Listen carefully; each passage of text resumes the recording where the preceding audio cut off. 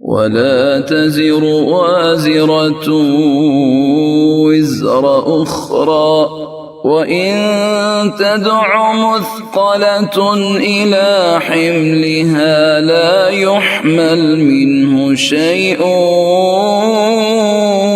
ولو كان ذا قربى إنما تنذر الذين يخشون ربهم بالغيب وأقاموا الصلاة ومن تزكى فإنما يتزكى لنفسه وإلى الله المصير. No one can bear another's burden. If a heavily laden one should call another to carry his load, none of it shall be carried by the other, even though he be a near of kin.